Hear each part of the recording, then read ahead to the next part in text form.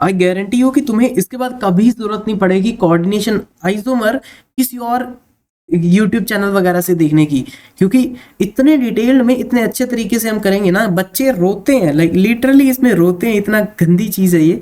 और I don't know teachers इसमें इतने डेप्थ क्यों नहीं लाते, लाइक स्टेप वाइज बता दो ना, ऐसे करें, ऐसे करना है, वैसे करना और हो गया, ऐसे नहीं बताएंगे वो, लाइक डायरेक्टली बेटा ऐसे कर लो वैसे कर लो, तो नहीं होगा। क्यों ही होगा वैसे, क्योंकि तुम एक फ्रेश माइंड हो, वो एक 10 साल पुराना माइंड है जो लगा हुआ है, हर किसी बच्चे को बता रहा है ऐसा करना ऐसा करना, तो तुम्हारे लिए क्यों ही फायदेमंद होगी वो चीज़। तो तुम्हें यहाँ से इसके बाद कभी कोऑर्डिनेशन आइसोमर देखने की जरूरत भी नहीं पड़ेगी। एंड यूट्यूब पे तो ट्रिक्स से ही भर रखा है इसको, कि ये ट्रिक लगा दो, ये ट्रिक लगा दो।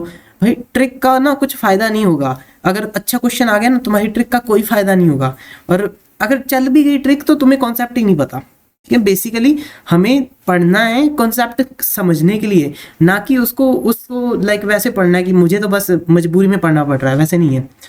तो coordination isomer first time on YouTube इतना कोई ऐसे पढ़ा रहा होगा, क्योंकि इतना डिटेल वे में आई डोंट थिंक सो किसी ने पढ़ा रखा है।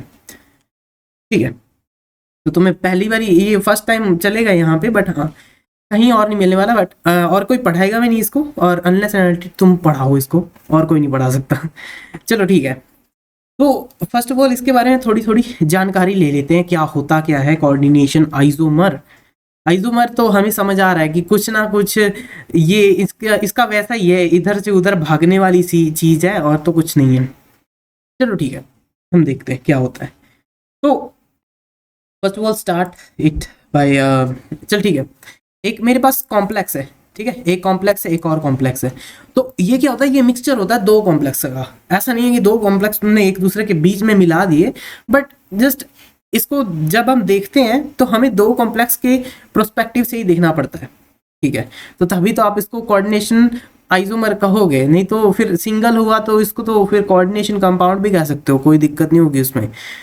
ठीक है, तो इसमें क्या होता है कि हमें चेक करना होता है कि कितने पॉसिबल स्ट्रक्चर बन सकते हैं।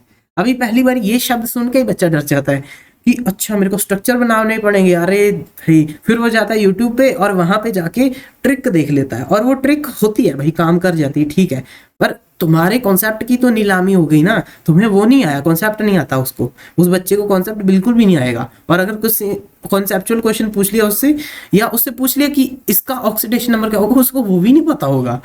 तो वही है कि तुम्हें अच्छे से पढ़ना है इसको, ऐसे नहीं भगाना, नहीं कि चलो भगा देते हैं, क्या ही हो जाएगा इससे। तो कुछ भी हो, अच्छे से पढ़ेंगे उस चीज़ को। ठीक है, तो हम क्या करते हैं, हम जैसे फॉर एग्जांपल NH3 के 6 मॉलिक्यूल्स पड़े हैं मेरे पास यहाँ पे, NH3 के 6 मॉलिक्यूल पड़े हैं, वेर CN के 6 ही पड़े हैं, यहाँ पे भी 6 ही पड़े हैं। तो हम क्या करने वाले हैं, हम एक एक को इधर ले जाएंगे, एक को इधर ले जाएंगे, फिर इसको एक इधर ले आएंगे, फिर लाइक फॉर एग्जांपल कि ये 6 है, मैं एक को इधर ले जाऊंगा तो ये 5 हो जाएंगे, और एक इधर से एक इधर ले आऊंगा। ऑल्दो कोई ऐसा तो मैं ऐसा नहीं कि बहुत ही बड़ा फर्क पड़ जाएगा, पर जो फर्क पड़ेगा हमें उसके ऊपर स्टडी करनी है। और ऐसा भी नहीं है कि स्टडी डिटेल्ड वे PhD कर रहे हैं उस चीज़ के ऊपर, वो तो इररेलेवेंट हो जाएंगी चीज़ें। बट हाँ, जो रेलिवेंट है, जो हमारे जो भी हम जिस चीज़ के लिए भी एम कर रहे हैं उसके लिए जो चीज़ रेलिवेंट है वो तुम्हें मिल जाएगी यहाँ पे। ठीक है, तो ये जो गोल गोल चक्कर घूमता है ना, कभी इधर चले गए कभी उधर चले गए, तो ये इनका मसला तुम्हें पहले शुरुआत में नहीं समझ आएगा। तो मेरी कोशिश ये रहेगी कि मैं क्वेश्चन कराऊंगा, सीखेंगे इस चीज़ को क्वेश्चन के प्रोस्पेक्टिव से, क्योंकि क्वेश्चन यही आता है कि इस चीज़ के कितने पॉसिबल स्ट्रक्चर्स बन सकते हैं। तो तुम्हें पता होना चाहिए कितने उसके पॉसिबल कोऑर्डिनेशन आइसोमर्स बन सकते हैं। तो नहीं तो फिर वही ट्रिक लगाओगे तो ट्रिक काम भी नहीं करती कई जगहों पे। तो ठीक है, तो यहाँ पे मेरे पास दो हैं कुछ ये, और मैंने क्या करा कि यहाँ से जस्ट मैंने एक्सचेंज कर दिया, पूरा CN को उठा के इस साइड ले गया Cr के पास, एंड NH3 को उठा के यानी कि अमोनिया को उठा के इधर ले आया। ठीक है, तो CN क्या होता है, इसको धीरे धीरे मैं वर्डिंग अभी यूज़ नहीं कर रहा हूँ क्योंकि तुम्हें दिक्कत होगी, इसको वैसे साइनाइड कहते हैं, साइनाइड। हाँ, और NH3 को कहते हैं अमोनिया। ठीक है, अमोनिया खाद भी होती है।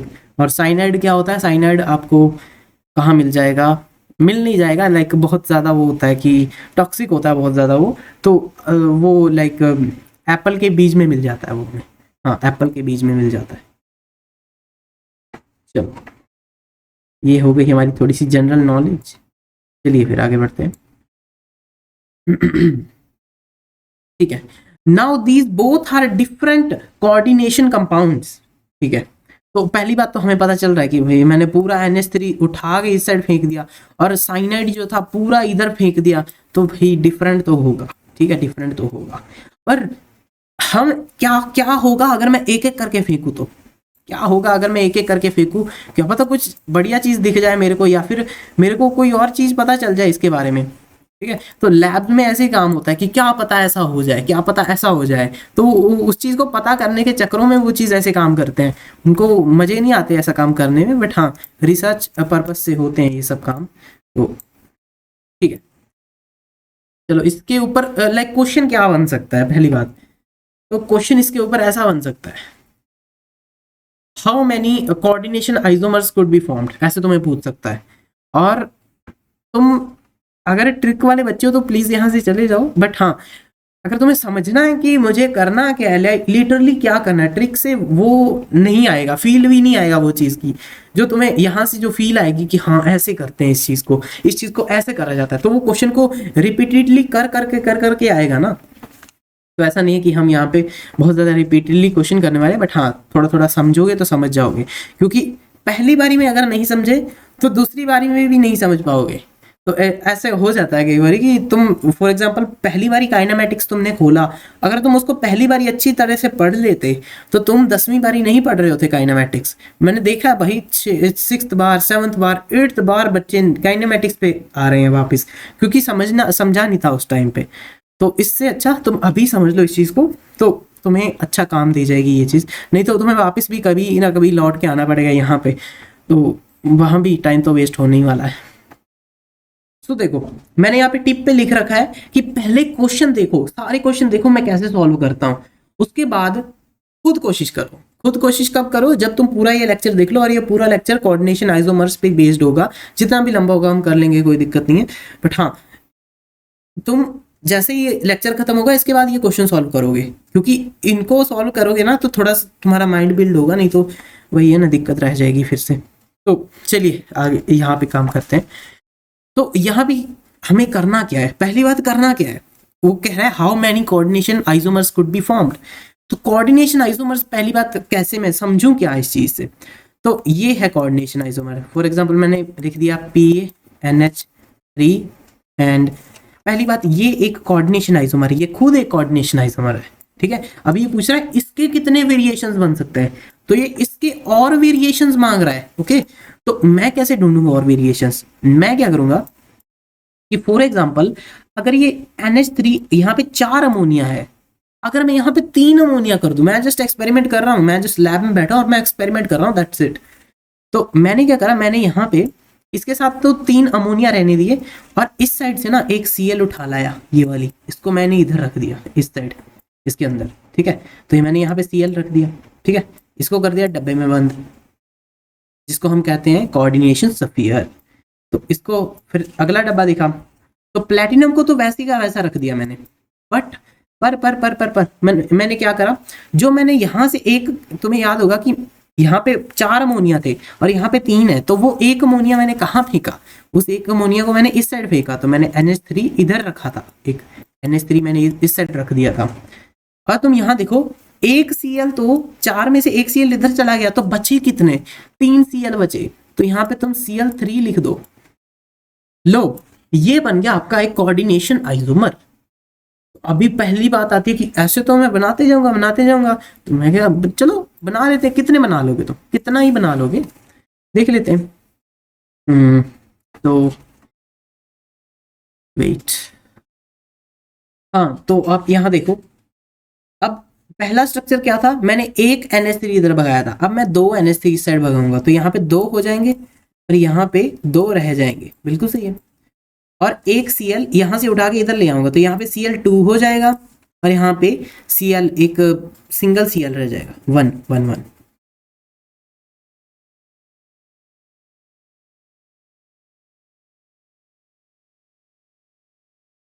ओके, तो मैंने यहाँ पे सभी पॉसिबिलिटीज लिख दी हैं जो जो तुम्हारे माइंड में आ सकती हैं। तो तुम इनको क्रॉस चेक कर सकते हो, अपने नोटबुक में बनाओ, वीडियो पॉज करो एंड खुद बनाओ, क्योंकि खुद करोगे तभी आएगा। एंड ऐसे देखने से नहीं आ सकता, ये चीज़ कभी नहीं आएगी तुम्हें देखने से।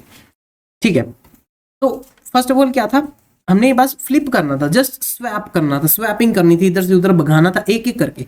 एक यहाँ इधर, इसका एक इधर, फिर से एक NH3 इधर, एक Cl इधर, फिर एक NH3 इधर, फिर एक Cl इधर, और तब तक ये पूरे कंपाउंड चेंज हो जाने थे। यानी कि Pt के पास Cl चला जाना था और इस वाले Pt के पास NH3 चला जाना था। कोई दिक्कत वाली बात तो नहीं है इसमें, आई थिंक सो। आपको समझ आ रहा होगा कि करते करते करते करते ये सभी पूरा कंपाउंड एक्सचेंज हो जाएगा। ठीक है, इतना तो समझ गया। तो ऐसे करें तो मेरे पास कितने स्ट्रक्चर्स बनते हैं, ठीक है, यहाँ तक बन गए। और जब मैंने दोबारा एक्सचेंज करा, देखो पहले तो ये देखो Pt के पास Cl पूरा चला गया, अब देखो पूरा का पूरा एक्सचेंज हो गया, पूरा का पूरा एक्सचेंज हो गया। ठीक है, इतना तो आप समझ गए कि पूरा एक्सचेंज हो गया। बट अगर मैं दोबारा से एक्सचेंज करूंगा तो ये इन्हीं के अंदर से आएगा। अगर तुम कहते हो कि मैं एक NH3 को ना इधर ले जाऊंगा और एक Cl को इधर ले जाऊंगा और दोबारा एक और स्ट्रक्चर बन गया, ये कौन सी बड़ी बात है। मैंने कहा तो दोबारा चेक कर, ठीक है, मैंने तेरे तेरे कहने पर मैंने एक स्ट्रक्चर बना दिया, पर तू चेक कर, ये तो इसी का ही कॉपी है। अरे रे रे रे रे, ठीक है भाई, ये तो इसी का ही कॉपी है, समझ गए। तो ऐसे ज़्यादा दिमाग मत लगाया करो, बस जस्ट हाँ समझ लिया करो ऐसी चीज़ों को। तो डू हो जाए, चल। हाँ जी, तो हमारी मशीन थोड़ी स्लो है, बस दैट्स इट। आगे चलो। हाँ, तो इसको तो क्या कर रहा है ये,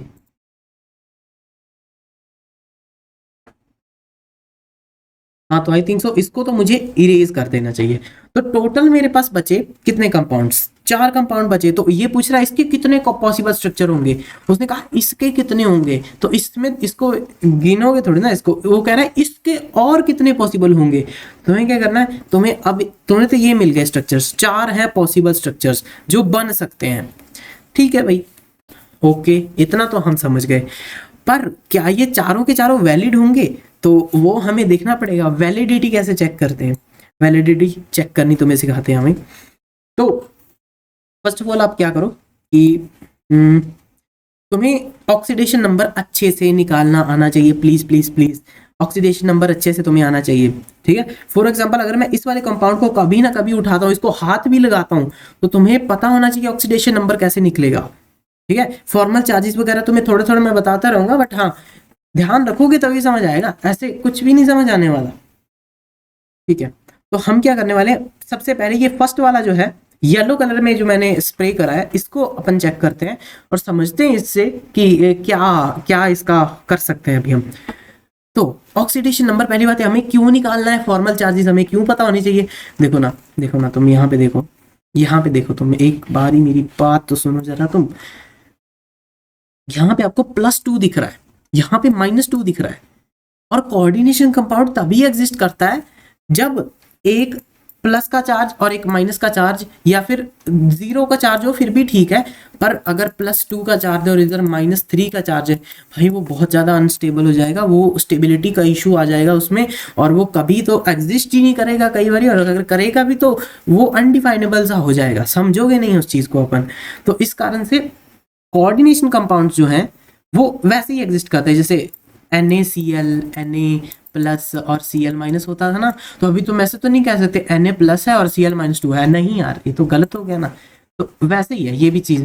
तो तुम्हें क्या करना है, तुम्हें हर एक इस वाले कंपाउंड का चेकिंग करनी है। चेकिंग कैसे करेंगे, चेक कैसे करेंगे कि कंपाउंड में कौन सा लाइक आप ऐसे चेक कर सकते हो कौन सा कंपाउंड का ऑक्सीडेशन नंबर क्या है, वो ओवरऑल चार्ज क्या है उसमें। अल्टीमेटली ये देखो ना, ओवरऑल चार्ज ही तो यहाँ पे हारा है, ओवरऑल चार्ज है अल्टीमेटली, यहाँ भी देखो ओवरऑल चार्ज है अल्टीमेटली। तो इसका मतलब अगर इन दोनों का ओवरऑल चार्ज न्यूट्रल हो गया, न्यूट्रल कैसे हो गया कि फॉर एग्जांपल इसका ओवरऑल चार्ज, फॉर एग्जांपल इसका ओवरऑल चार्ज प्लस हो गया, +1, और इसका ओवरऑल चार्ज -1 हो गया, तो मैं कहूँगा ये एग्जिस्ट करता है।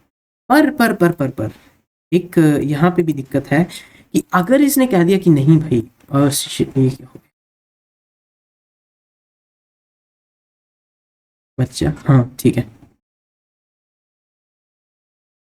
पर अगर इसने कह दिया कि मेरा तो चार्ज जो है इसका +2 है और इसका +3 है ना भाई, फिर नहीं हो सकता, फिर तो बिल्कुल भी नहीं हो सकता, फिर तो तुम कहोगे इसके बहुत बड़ा कांटा लगाओगे इसके ऊपर और इससे दूर भाग जाओगे जितना हो सके तुमसे। ठीक है, तो आई होप सो आपको समझ रहा होगा कि कैसे हम क्यों कर रहे हैं ये सब चीज़ों को, समझने की कोशिश तो कर रहे हैं बट क्यों कर रहे हैं, तो समझोगे तो तभी समझ आएगा, नहीं तो कुछ भी नहीं समझ आएगा।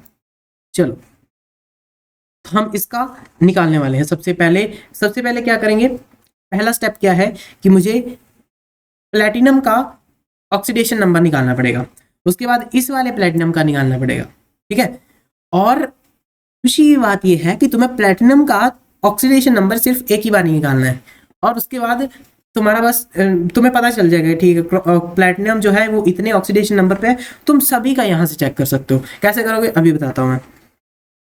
ठीक है, तो प्लेटिनम का हमने इसको कहाँ से डेराइव किया था, पहला मेरी बात आती है, तुमने कहाँ से डेराइव किया था इस पूरे को। तुमने कहा भाई मैंने तो यहाँ से करा था, आपने मुझे दिया था और मैंने यहाँ से डेराइव कर लिया इस पूरे को उठा के। तो मैंने कहा ठीक है भाई, मेरे को प्लेटिनम का चार्ज नहीं पता है पर मेरे को इसका ओवरऑल तो पता है, तो मैं क्या प्लेटिनम को एक्स रख दूंगा। उसके बाद NH3 तो 0 होता है इसका चार्ज, ओवरऑल चार्ज इसका 0 होता है। कैसे कैसे 0 होता है, तुम ऐसे एन का चार्ज कितना होता है, -3 होता है, H के ऊपर कितना होता है, +3 होता है, तो ये पूरा न्यूट्रल हो गया ना मेरे भाई, समझ गए। तो इसको कटिंग करो इसकी, यहाँ से हो जाएगा क्या बंद, अरे साफ ही कर देते हैं पूरा, सही है। अब ठीक है, थोड़ा ज़्यादा कारीगिरी नहीं दिखानी यहाँ पे हमें। हाँ, तो प्लेटिनम को तुम एक्स मानो, प्लस करो उसमें 0 इज इक्वल टू कितना आया, +2, तो यानी कि x इज इक्वल टू +2। इसका क्या मतलब समझे आप कि प्लेटिनम के ऊपर एक +2 का चार्ज है, समझे। और वैसे आप यहाँ पे चेक कर सकते हो, प्लेटिनम को x मानो, प्लस में करो -4, तो यहाँ पे -4 इज इक्वल टू कितना है, -2, ऊपर में -2, तो x कितना आ गया, -2, x इज इक्वल टू -2 -4 ना +4, तो इसका मतलब x इज इक्वल टू +2, यानी कि इसका भी +2। डैम गुड, बहुत अच्छा बहुत अच्छा बहुत अच्छा। अभी तो आसान हो जाएगा, अभी सब आसान हो जाएगा, जस्ट तुम्हें देखना है मुझे क्वेश्चन सॉल्व करते हुए और तुम सीख जाओगे, मुझे देखना है तुम्हें बस और सीख जाओगे। बस दिमाग को प्रेजेंट रखो, किसी के बारे में सोचो मत कि कौन किसने मुझे कल क्या कहा था, छोड़ो उस चीज़ के बारे में। ठीक है, मुझे पता चल गया प्लेटिनम का तो ऐसा है, तो अब मैं इसका चार्ज निकाल सकता हूँ, अब तो बहुत आसान हो गया ओवरऑल चार्ज निकालना। ठीक है, इसके स्टेप्स भी बताऊंगा बाद में, मैंने नीचे लिख रखे स्टेप्स, तो तुम उसको कॉपी में लिख लेना और इसके बाद इनकी प्रैक्टिस करना। ठीक है, तो प्लेटिनम का क्या था, +2 था ना, तो मैं यहाँ पे +2 लिखूंगा। NH3 क्या होता है, NH3 होल थ्राइस कितना है, ये देखो NH3 होल थ्राइस, ये तो 0 होता है, तो मुझे तो इसको लिखने की जरूरत ही नहीं। और Cl क्या होता है, Cl का तो -1 होता है, -1 होता है, तो मैं यहाँ पे -1 करने चाहूंगा इसमें से, तो आंसर कितना आ गया, आंसर आ गया +1। ओके ठीक है, और अगर इसका आंसर +1 आया है, इसका आंसर +1 आया है, और अगर इसका आंसर -1 आ गया तो ये एग्जिस्ट करेगा, और अगर इसका आंसर कुछ और आ गया तो ये एग्जिस्ट नहीं करेगा। बेसिकली अपना ये मतलब है कहने का। ठीक है सर, ओ भाई साहब ये क्या कर रहा हूँ मैं। हाँ ठीक है,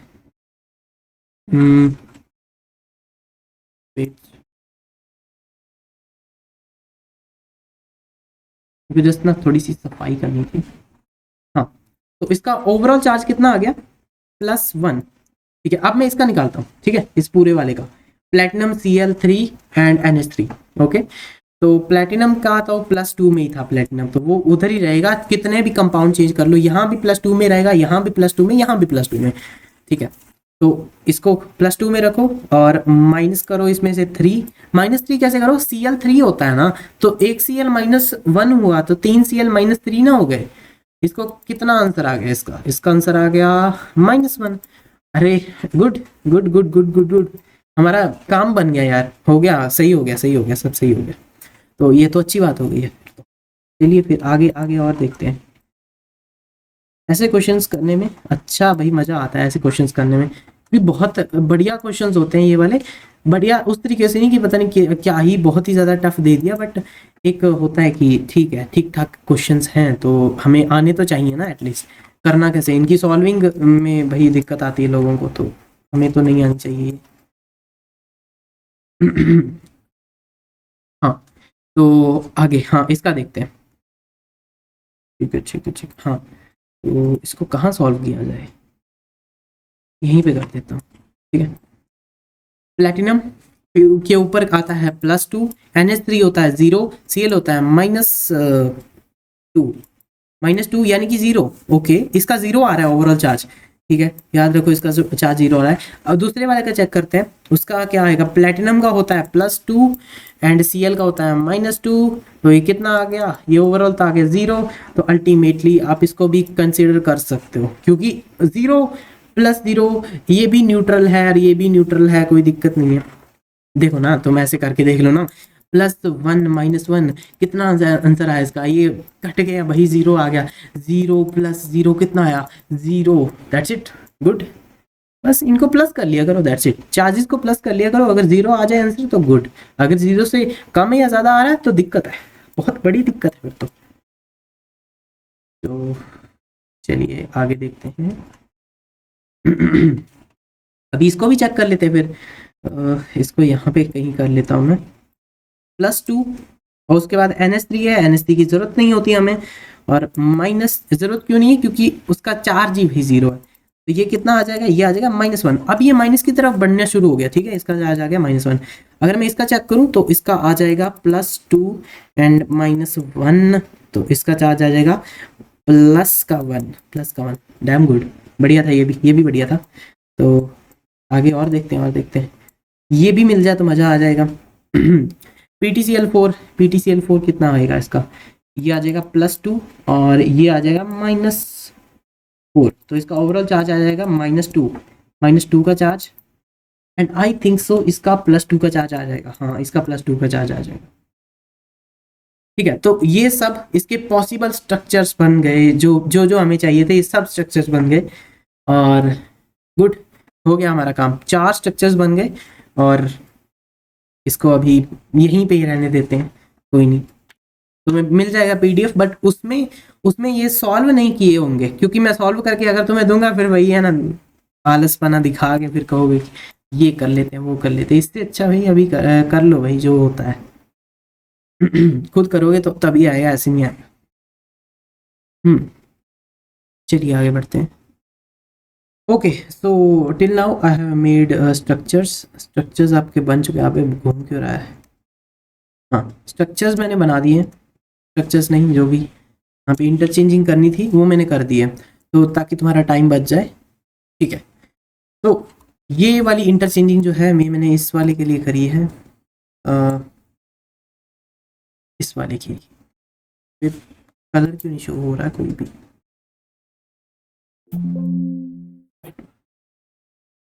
वेट, सॉरी अबाउट दैट।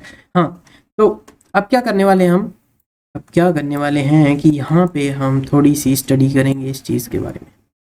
चलिए, PTCuCl3 है यहाँ पे।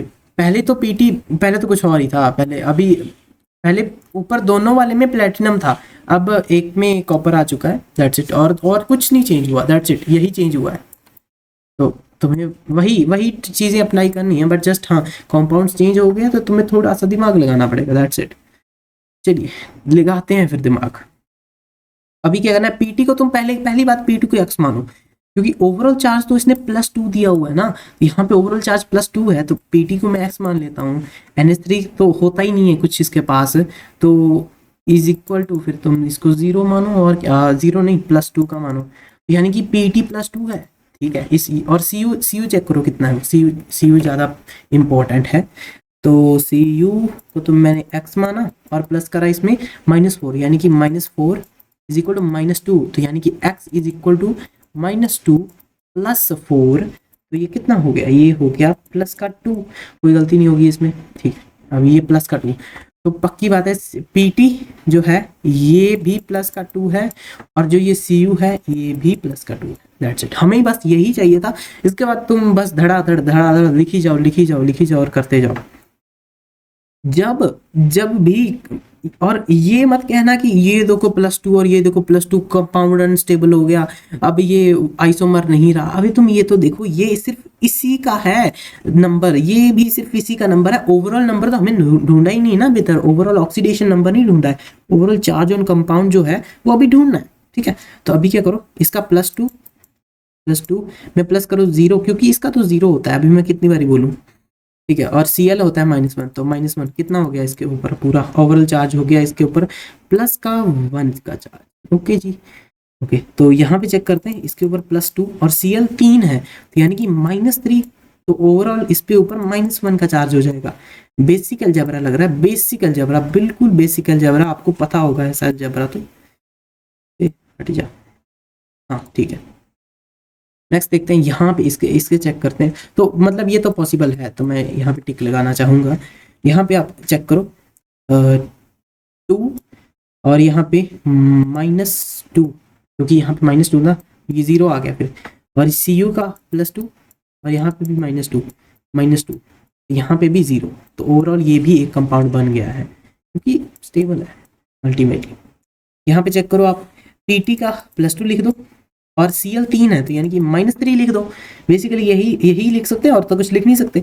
तो ये कितना हो गया, इसका ओवरऑल चार्ज हो गया -1। ठीक है, और अगर इसका +1 आ गया तो मतलब ये भी आइसोमर कहलाएगा। ठीक है, तो Cu को तुम कैसे लिख सकते हो, +2, Cl एक ही है तो -1, तो कितना आ गया यहाँ पे, प्लस का 1 आ गया ना, तो प्लस का 1 ओवरऑल चार्ज हो गया। तो इसका मतलब ये भी सही, लो भाई ये भी हो गया आपका। अब यहाँ पे देखो, पूरे के पूरे कंपाउंड ही चेंज हो गया ना।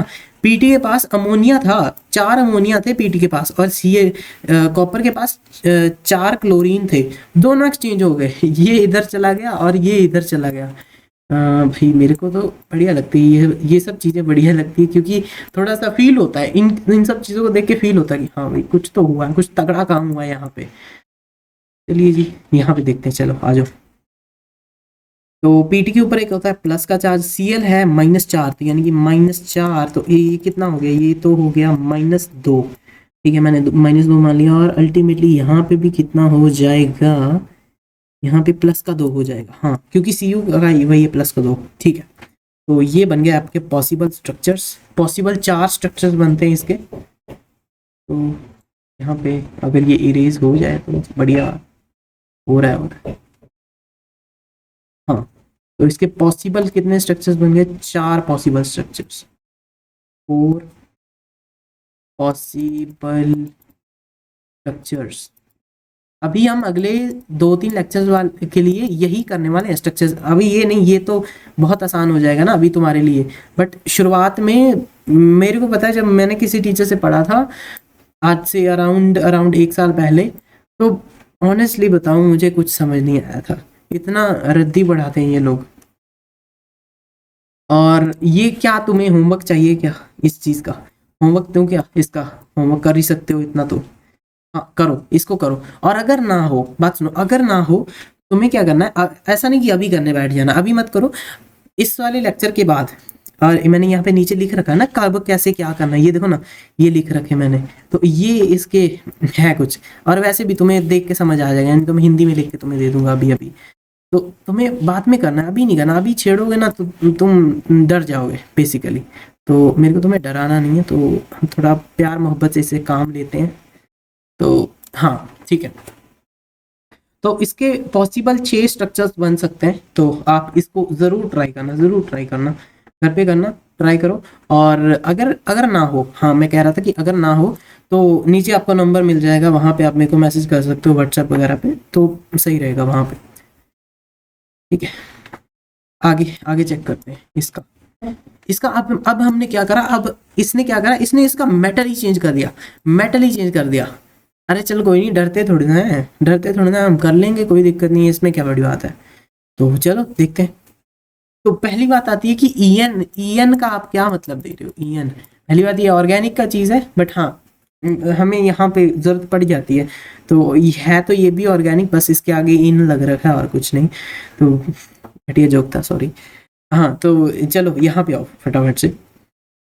तो इसके पॉसिबल स्ट्रक्चर्स कैसे बनेंगे, पहले हम ईएन का मतलब निकालते हैं, ईएन है क्या एक्चुअल में। हाँ, तो हमने सब कुछ लिख दिया है यहाँ पे ताकि तुम्हारा टाइम बच जाए बेसिकली। तो जो ये ईएन है इसका मतलब होता है इथाइलिन डायमीन, तो इसको हम ऑर्गेनिक केमिस्ट्री में अच्छे से पढ़ेंगे, बट हाँ फिलहाल के लिए तुम इसको ऐसे समझ सकते हो C2H8 एंड N2 इसका मॉलिक्यूलर फॉर्मूला होता है। एंड अगर तुम इसका ईएन का चार्ज निकालने जाओ तो वो जीरो आता है, अगर तुम निकालना चाहो तो निकाल भी सकते हो, यूट्यूब से देख लो कैसे निकलता है चार्ज इसका, क्योंकि भाई जिसने मेरे से पढ़ रखी है वो चीज़ जब मैंने चार्ज निकालने सिखाए थे तो फिर मैं एक्सपेक्ट नहीं करता कि उसको मैं दोबारा बताऊं वो चीज़। तो इस कारण से आप या यूट्यूब से देख सकते हो अगर आप नया देख रहे हो, और या फिर पुराने लेक्चर्स देख सकते हो, ठीक है।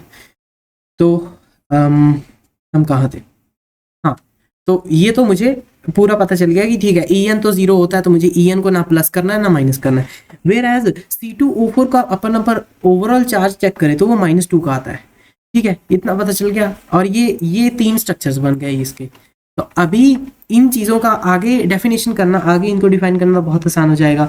तो चेक करते हैं इनका, ठीक है। तो मुझे Ni पहली बात नहीं पता, Ni पता नहीं है, तो मैं Ni को तो X मानूंगा, निकल है X माना, इसमें प्लस करा En जीरो है, ठीक है। तो X इज इक्वल टू, यानी कि Ni जो है वो +3 की ऑक्सीडेशन स्टेट पे पड़ा है, ठीक है।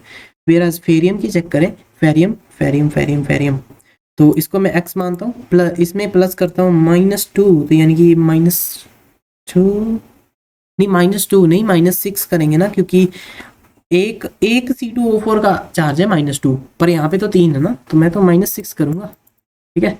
और यहाँ पे -3, तो x कितना हो गया, x हो गया -3 + 6, यानी कि प्लस का 3, तो फेरियम भी प्लस का 3 हो गया। खुशखबरी एक और, फेरियम +3 मिला, ठीक है। तो इसको थोड़ा वाइट कलर से शो कर देता ताकि थोड़ा डिफरेंट लगे, घुल मिल ना जाए इनके बीच में।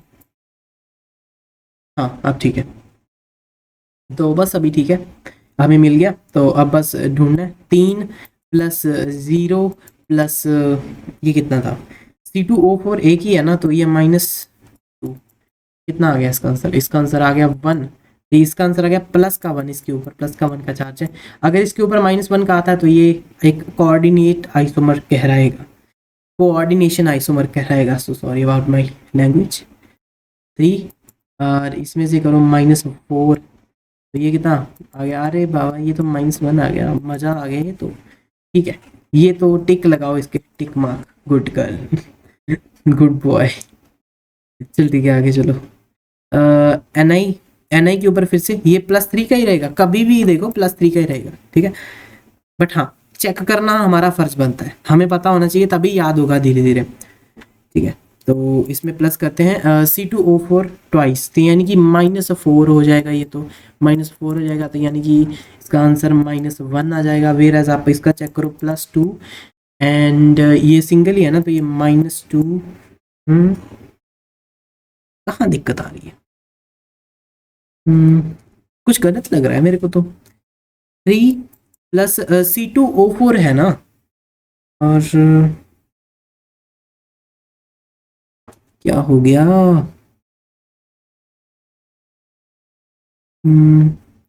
बिल्कुल सही है यार, -4 करना था यहाँ पे, और यहाँ पे इसका आंसर -1 आना था, ये बिल्कुल सही है। यहाँ पे आप चेक करते हैं तो ये भी +3 का आता है, ठीक है, मैंने इसको +3 का लिख दिया। अच्छा ठीक है, हाँ -1 ही तो आएगा, ठीक है +1 आएगा। सो सॉरी अबाउट दैट, यहाँ पे गलती हो गई ना, मैंने यहाँ पे +2 लिख दिया, यहाँ पे +3 लिखना था, हाँ ये गलती हो गई थी, ठीक है। +3, यहाँ से हो गया -2, तो आंसर आ गया अपना प्लस का 1, तो यानी कि ये भी एक आइसोमर कहलाएगा, बिल्कुल सही है, इसको भी कहला सकते हैं। तो अभी इसकी बारी चेक करने की, तो Ni तो होता है +3, और C2O4 तो होता है -2, और ये 3 है, तो यानी कि -6 हो जाएगा, तो -6 लगाओ तुम यहाँ पे, इसका आंसर आ जाएगा -3, तो इसके ऊपर लिख दो -3। वेराज अपन यहाँ अगर चेक करते हैं तो Fe होता है +3, एंड En जो होता है उसका तो कुछ 0 होता है En, तो ओवरऑल ये भी +3 हो गया, तो ये एक आइसोमर कहलाएगा। दैट्स इट, हो गया हमारा काम।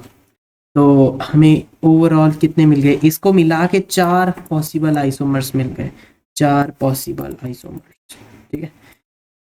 ओके, तो आपको समझ आ गया होगा कि करना क्या है, कैसे कोई भी कंपाउंड देखे, पहले फर्स्ट स्टेप है कि मेटल का ऑक्सीडेशन नंबर निकालो, ठीक है, ऑक्सीडेशन नंबर नंबर निकालो। कैसे निकालोगे, मैंने बता दिया कि तुम्हें ओवरऑल चार्ज पहले पहले कंपाउंड का तो दे रखा होगा, उससे निकल जाएगा, और फिर उसके बाद तुम्हें पता चल जाएगा कि फॉर एग्जांपल मेटल का चार्ज +2 है, और जो उसके उससे डेराइव्ड कंपाउंड्स होंगे उनका भी मेटल का चार्ज +2 ही होने वाला है, कभी मेटल का चार्ज नहीं चेंज होगा उसका। तो ऐसे हो जाएगा। तो उसके बाद सेकंड स्टेप क्या है, put value and get answer, and get answer simple भाई, बहुत आसान था।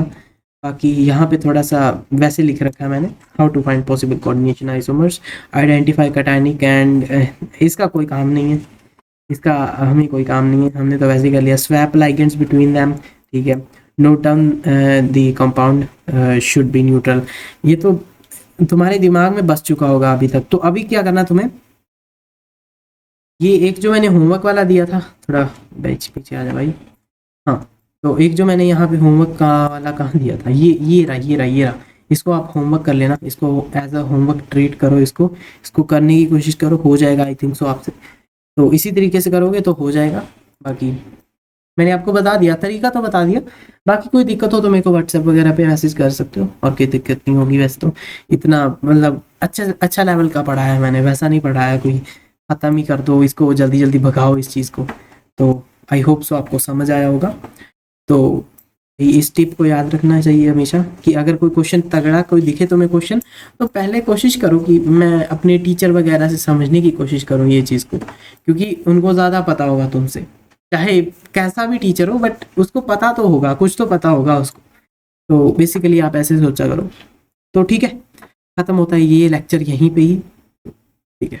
इसके बाद क्या शुरू करने वाले हैं हम, एक्चुअली मुझे भी नहीं पता, चेक करना पड़ेगा। अच्छा ठीक है, ओके, स्टीरियो आइसोमेरिज्म, ठीक है, हमारा ज्योमेट्रिकल आइसोमेरिज्म खत्म हो चुका है। मैंने आपको बताया है नहीं बताया मुझे पता नहीं, बट हाँ, कहाँ से शुरू हुआ था हमारा ज्योमेट्रिकल, बहुत ऊपर, ये रहा ना, यहाँ पे स्ट्रक्चरल आइसोमेरिज्म जो था, आपको याद होगा स्ट्रक्चरल, इसमें हमने अभी तक क्या पढ़ा, आयनाइजेशन आइसोमर्स, हाइड्रेशन आइसोमर्स, एक एक और क्या थे, कोऑर्डिनेशन आइसोमर्स, एंड और कोई था क्या, और कोई था क्या, हाँ, लिंकेज आइसोमर्स, ठीक है। तो इतने सारे तो हमने अभी तक पढ़ लिए हैं, जो मैंने अभी तक तुम्हें पढ़ा दिए, एंड हाँ ये 4 ही हैं, इनसे और कुछ नहीं है। तो स्टीरियो में क्या है, एक आता है जियोमेट्रिकल, और एक आता है ऑप्टिकल, ठीक है। दोनों में कोई ज़्यादा फर्क नहीं है, एक जैसे ही है, बस थोड़ा सा कॉन्सेप्ट का फ़र्क है, जो कि मैं तुम्हें अच्छे से समझा दूंगा नेक्स्ट लेक्चर में। तो हाँ जी, तो बाकी यही है, ठीक है।